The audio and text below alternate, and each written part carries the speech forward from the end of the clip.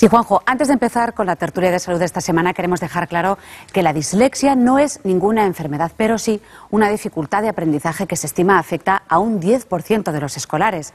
La detección precoz y los apoyos de educadores y familias son fundamentales para que los niños con este problema no fracasen en sus estudios. Son tan listos como los demás, pero tienen dificultades sobre todo con la lectura y la comprensión de textos. Necesitan que el sistema educativo se ponga las pilas para poder brillar en todo su esplendor.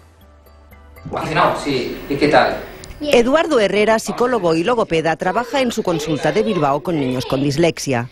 Su reto, ayudarles a superar las dificultades con la lectura y la comprensión lectora, con la escritura, la ortografía y la redacción o con la memoria de trabajo. Cuando empecé a trabajar en esto, empecé a hacer lo que me decían que tenía que hacer y yo veía que los niños en general no mejoraban mucho. Y yo sabía que ellos necesitaban hacer las cosas de forma distinta. Yo no me podía sentar otra vez una tarde de 7 a 8 de la tarde a volver a leer con un niño un texto 50 veces y luego preguntarle a ver si lo había entendido. Para conseguir buenos resultados, Herrera ha desarrollado varias herramientas informáticas. La más conocida es la pizarra dinámica de lectura. En el trabajo con ellos te das cuenta de un montón de necesidades que tienen y de recursos que podrías utilizar, por ejemplo, empleando el ordenador. No quiero decir que trabaje exclusivamente con el ordenador, pero son recursos que les ayudan un montón. Entonces, recursos como el de la pizarra dinámica para adquirir velocidad lectora y precisión. Un recurso que además me permite entrenar a padres que tienen la posibilidad de hacerlo y luego poder acceder online desde sus casas para seguir el entrenamiento los días que no vienen aquí, de forma que podemos iniciar cuanto antes esa segunda parte del trabajo, de trabajar la comprensión. Los chavales llegan cansados del colegio y necesitan que los materiales sean estimulantes. Los niños con dislexia tienen muchas dificultades para vincular un trazo y una letra al sonido que le corresponde. Entonces, vincular ese rasgo de letra al sonido a través de un gesto que tiene que ver con el punto de articulación, por ejemplo, si voy a hacer una M, marcárselo con un vídeo, pedirle repeticiones. También entrenamos la memoria operativa de trabajo, sobre todo para manipular sonidos. Cuando un niño ve la sílaba ma, detecta los rasgos de las letras, identifica los sonidos y tiene que dar una orden para que su boca diga ma. Todo eso es memoria de trabajo. Los expertos coinciden en la importancia de la detección precoz, de los refuerzos positivos y, por descontado, del trabajo constante. Que antes en el cole me costaba ya leer, solo decía las palabras, solo decía las letras y bueno, pues que ahora ya las sé juntar. Mejoro en mate, lengua, en inglés y en inguru. Cuando la gente me dice, bueno, ¿y qué va a ser de ellos en el futuro? Pues no tienen mal pronóstico porque desarrollan una gran capacidad para trabajar. Y eso, al principio, durante la educación obligatoria, les supone mucho problema, pero cuando llegan a estudios superiores y pueden centrar su estudio en sus puntos fuertes, suelen salir adelante. Cada uno tomará su camino, aunque la dislexia no se lo pondrá fácil. Lo importante, no tirar la toalla.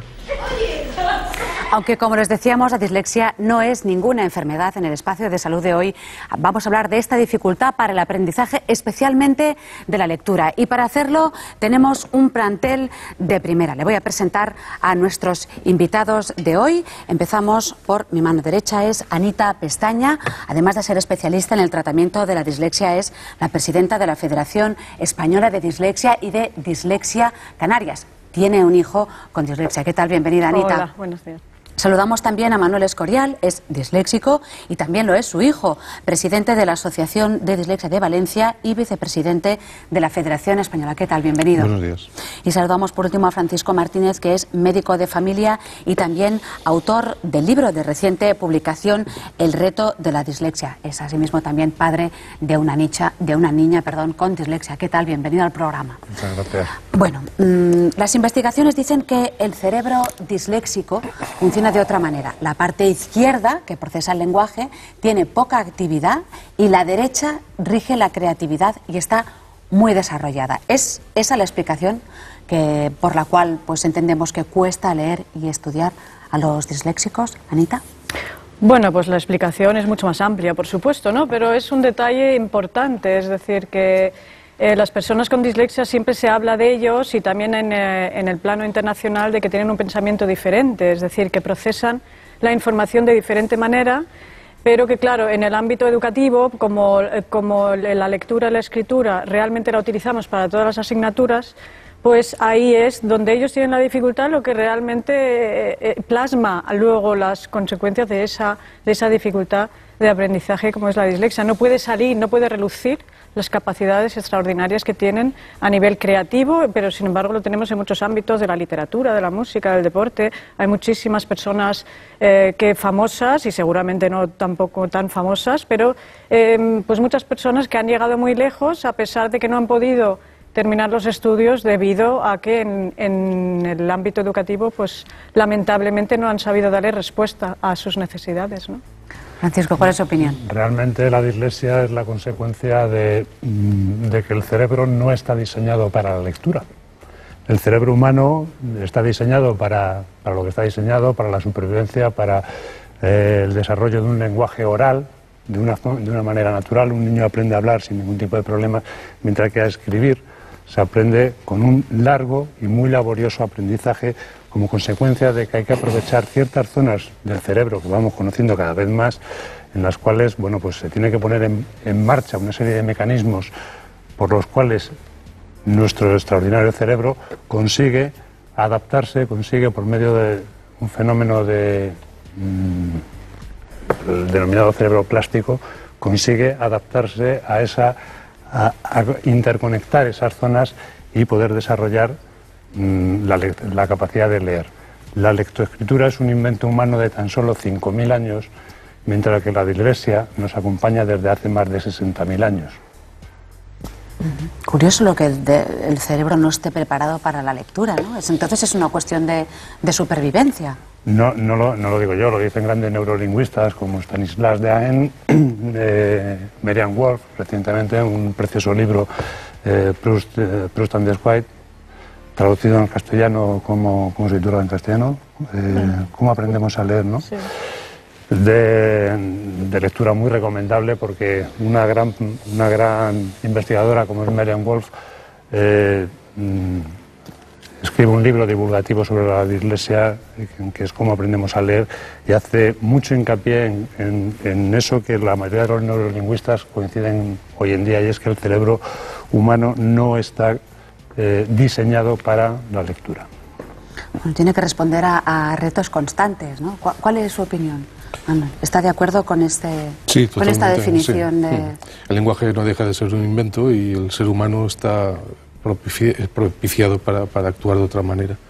De hecho, la escritura es un invento relativamente reciente, como ha dicho Francisco, y se genera en un ambiente en el cual necesitamos contar las cosas que hay en el templo, donde se guardaban pues todo el arroz, el grano, el trigo, etcétera, y es un invento relativamente reciente. Bueno, decíamos también que es muy importante tener un diagnóstico precoz, y en cambio lo que ocurre a menudo es que las familias pasan un auténtico calvario antes de conseguirlo, ¿no? Francisco, cuéntenos. Bueno, yo prefiero hablar de detección precoz. Detección precoz. Si decimos que la dislexia no es una enfermedad, no es un trastorno, podríamos utilizar la terminología del neuropsiquiatra Josep Artigas, que define la dislexia como una desventaja culturalmente impuesta.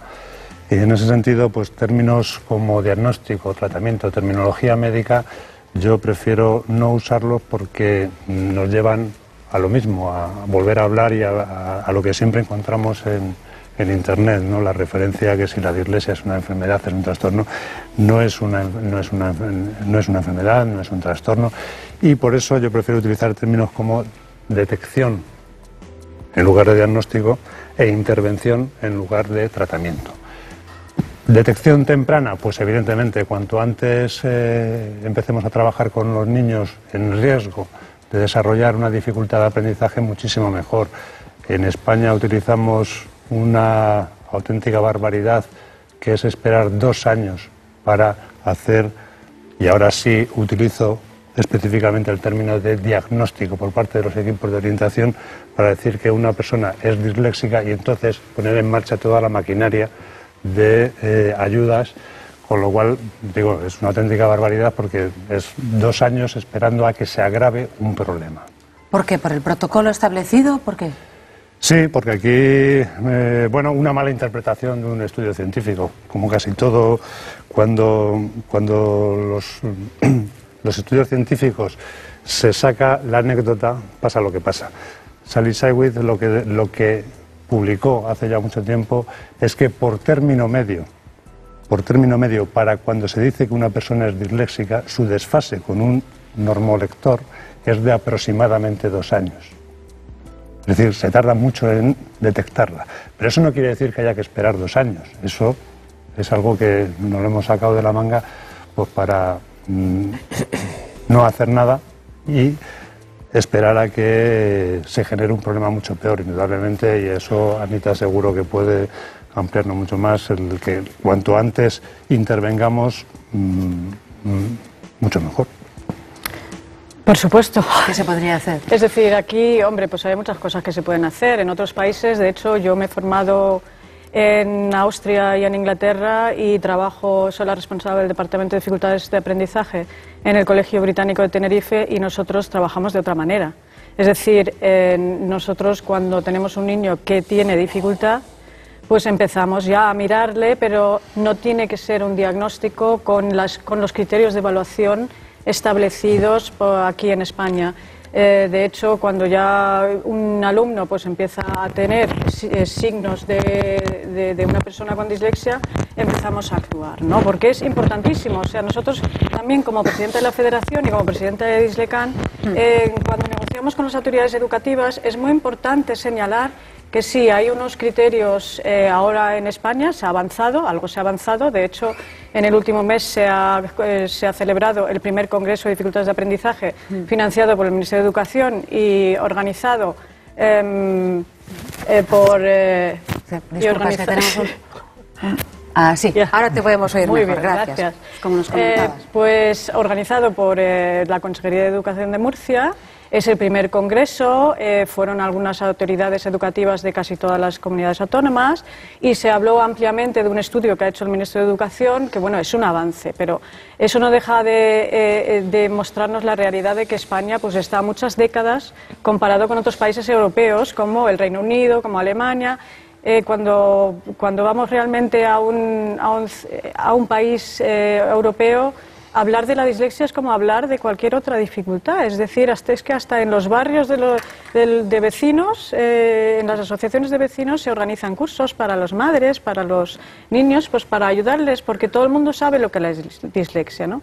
Aquí incluso todavía las personas que vienen a las asociaciones les explicamos lo que les ocurre a sus hijos, pues es difícil que entiendan realmente la dificultad que hay, ¿no? Bueno, de entrada, como responsable de un departamento Sí. de dificultades de aprendizaje, eso ya es sintomático, ¿no? Que ya exista ese departamento. Pero a mí me gustaría saber, en el caso de Manuel, pues cómo ve ese retraso del que nos habla Anita, ¿no? A la hora de hacer iba a decir un diagnóstico, pero no, una detección precoz de la dislexia. Sí, Usted fue un disléxico no diagnosticado y se sentía me imagino, como un tonto en la escuela, ¿no? Como un tonto no, pero marcado en muchas circunstancias sí, quizá porque, claro, no avanzaba ya al mismo ritmo que otros compañeros que leían perfectamente, sabían la tabla de multiplicar, claro, eso repercute en el ánimo de uno. De todas maneras, ahondando en lo que dice Anita y Francisco, estamos perdiendo un tiempo precioso, porque si yo tengo que esperar 2 años para que se me diagnostique una dislexia, cuando estamos hablando de que hay autores que están tratando predislexias, estamos perdiendo ese tiempo de intervención. Yo quisiera insistir en esto porque es importante. No perder tiempo viendo si será o no será, hay que actuar. Y si no es una dislexia, mejor, pues se hará cualquier otra cosa. Cuanto antes mejor. Exactamente. Cuando ha dicho predislexia, ¿de qué edad estaríamos hablando? Pues de preescolar. La dislexia realmente es un problema de lectura y escritura. Entonces se da en el ámbito en que el niño empieza a leer y escribir, con lo cual antes de ese periodo no se puede detectar una dislexia, pero sí que hay una serie de síntomas, una serie de cuestiones que observamos en los niños, como cierta lentitud a la hora de realizar cosas, los colores, ciertas dificultades con los colores, atarse los zapatos. Y eso ya va indicando que hay no una anomalía, pero sí hay algo diferente, y perder tiempo a la hora de actuar pues es terrible para el niño, por supuesto. Entonces, bueno, si hay algunos padres que nos están viendo y a lo mejor sus hijos, su niño, su niña, pues le cuesta atarse el cordón de los zapatos más que a sus hermanos o tiene esa dificultad, ¿hasta qué punto es preocupante o hasta qué punto va a empezar ese calvario antes no le diagnostiquen si es dislexia o no? Bueno, digamos, hay unos, tal como ha dicho Manuel, hay unos signos que nos indican ya en infantil y de hecho en otros países, insisto, que no hay que inventar nada, está todo inventado y nos tenemos que fijar en aquellos países donde realmente se está haciendo de forma eficaz algo. Ya en la etapa infantil y en primer ciclo de primaria es donde se empieza a actuar con estos niños. Es decir, todavía no tienen realmente el aprendizaje de la lectoescritura asimilado, pero ya están en ello. Y entonces es como, bueno, pues el que tiene que correr y el que no puede correr tanto como otros, ¿no? Entonces ya empezar, bueno, pues echarle el ojo a ese alumno y decir, bueno, pues aquí ya tengo que empezar a actuar y a trabajar de otra manera. Es decir, es muy importante entender que la persona con dislexia no es que no pueda aprender, puede aprender a leer y a escribir muy bien, pero claro, hay que enseñarle de otra manera. Por eso es muy importante, y como profesional también dentro del ámbito de la docencia, pues entender de que tenemos que llegar a los chicos, que tenemos que dar, tiene que tener lugar un cambio de mentalidad fundamental. Si yo no llego al niño con la metodología que estoy enseñando y que a lo mejor estamos utilizando desde hace demasiadas décadas el mismo sistema de aprendizaje, el mismo sistema frontal de enseñanza, pues entonces tengo que buscar otras vías, tengo que utilizar métodos de metodología multisensorial, tengo que llegar a ellos a través de ese camino.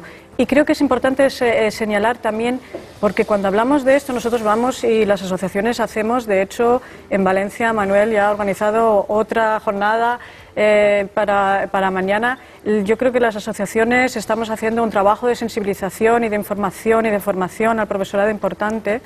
Y en ese sentido, pues bueno, lo que tratamos es de que no nos quedemos anclados en que como no tenemos recursos no podemos actuar. El recurso fundamental es la empatía que el profesorado puede mostrar hacia el alumno.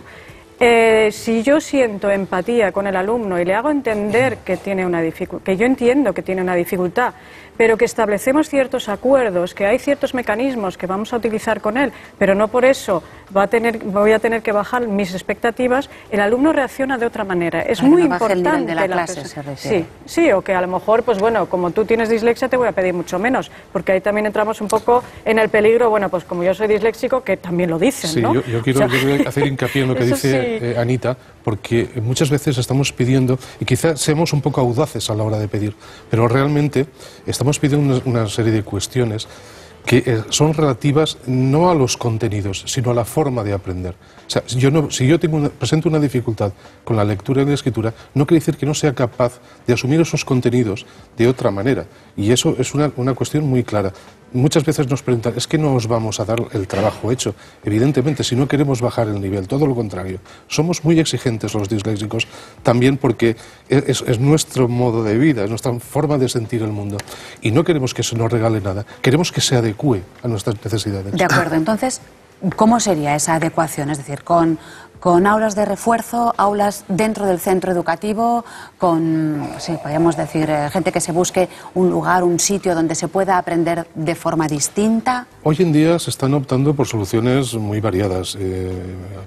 Casos muy concretos, se están dando clases de apoyo dentro del propio colegio, del propio instituto, y por lo general los padres solemos ir fuera, porque dentro del instituto, dentro del colegio, no hay todos los recursos que hacen falta para poder plantear ayuda sobre la dislexia. ¿Y esas clases hasta qué punto son distintas? ¿O esa forma de aprender? Es decir, si yo soy disléxica, ¿yo contaré mejor las cosas o aprenderé mejor las cosas si usted me las cuenta como si fuera un...? Sí, por ejemplo, un cuento, el aprender también es vivir.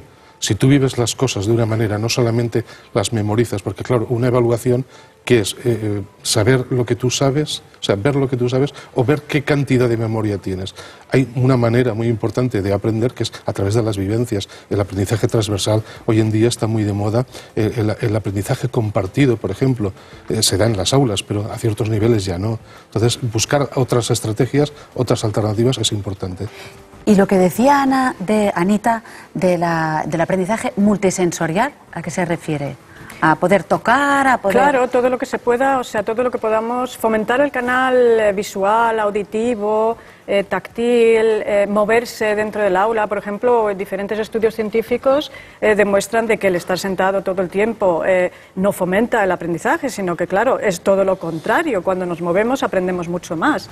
Entonces, en otros centros, a lo mejor en centros más experimentales, el alumnado no está sentado en una silla las 7, 8 horas. Es que realmente lo que tenemos que entender es que una persona con dislexia que tiene la dificultad en la lectura, en la escritura, y todas las asignaturas las transmitimos, todo el conocimiento lo transmitimos de esa manera, es decir, que el alumno, cada profesor viene cada hora a contarle una historia diferente, pero de la misma manera, básicamente. Entonces, claro, es como si yo estoy aprendiendo a lo mejor un idioma, así un poquito, y me voy al país, a ese país, claro, a donde hablan ese idioma, y claro, al principio pues intento pues entender y involucrarme y participar, y llegará un momento en que me canso, en que ya desconecte, en que ya me duela la cabeza, y eso es lo que ocurre a un disléxico, ¿no? Que llega un momento en que ya se cansa, desconecta, es cuando aparecen los problemas de atención, cuando ya el niño pues no quiere ir al centro porque todos los días es lo mismo y porque le estamos exigiendo básicamente durante muchísimos años, porque para mí los niños con dislexia son realmente héroes, porque no se les está atendiendo, pues de una manera de aprendizaje que no es, o sea, el sistema educativo no está para ello. Estamos casi en la recta final del debate. A mí me gustaría que, justo Anita se ha avanzado, que nos dijeran, bueno, algo bueno tendrán los disléxicos y esa necesidad de adaptarse y ese sobreesfuerzo, ¿no? Pero cuéntenos, por ejemplo, Francisco, unos padres con un niño disléxico, ¿qué tienen que hacer? Porque, claro, tendrá diferencias con sus hermanos, ¿no? Armarse de una gran paciencia. Más paciencia todavía. Más todavía. La dislexia, en el libro lo contamos, es una carrera de maratón, una carrera de resistencia continua, en la que, a diferencia de una maratón, sabes que son 42 kilómetros y en la dislexia es muchos años y no se te va a terminar. Hombre, lo hablábamos hace un rato, uno de los grandes problemas en una familia con dislexia es lo que se llama los celos del hermano del disléxico.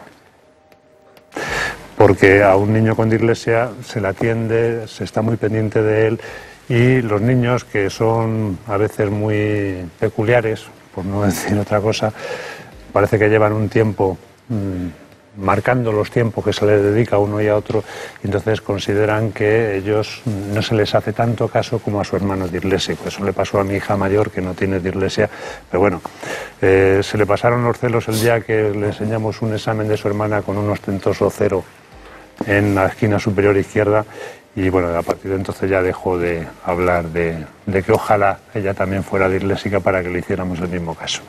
Es verdad que estos niños son más creativos, son más habladores, tienen más, podemos decir... ¿no? Sí, hay muchas características positivas. Siempre tendemos a decir las dificultades, ¿no? Pero realmente esta sociedad no está preparada para tener personas tan extraordinarias, porque tienen un pensamiento global que nos impresiona muchísimo, y tanto como tienen dificultad en memoria a corto plazo, pues a la memoria a largo plazo, pues bueno, nos pueden sorprender desde que son muy pequeñitos, que se acuerdan de muchísimas cosas.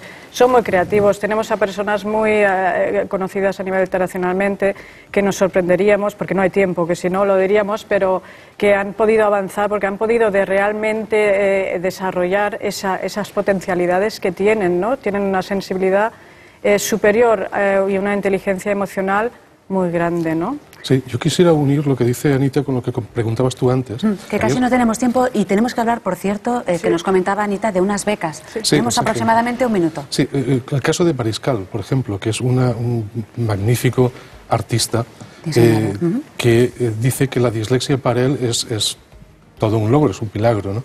Para mí la dislexia, la verdad es que es una putada. En ese sentido, tenemos que ver que sí, que efectivamente el tema de la creatividad está ahí, y el tema de las becas pues es muy importante. En positivo. Y terminaríamos con este apunte, Anita, las becas. Sí, pues que bueno, que sabemos ya, yo creo que por lo que hemos podido apuntar, de que nuestro país nos está dando respuesta a este alumnado, Y no es solamente así, es decir, que a pesar, aunque en la Ley de Educación estén mencionados como un alumnado con necesidad educativa específica, no se les está dando esa necesidad, estamos en el punto de siempre, siguen engrosando las filas del abandono escolar. Nosotros decimos abandono escolar porque es el sistema el que fracasa, no el alumno, por eso nos negamos a decir fracaso escolar, y para nosotros eso responde mucho. Y luego, por otro lado, se les niega el derecho a solicitar alguna ayuda o alguna beca porque, a pesar de que la ley lo contempla, luego en las ayudas no pueden solicitarlo al no estar asociado a ninguna discapacidad. Bueno, pues dicho está, muchísimas gracias tanto a Anita como a Francisco como a Manuel por traernos aquí su experiencia y ánimos. Muchas gracias. Muchas gracias. Pues bien, continuamos con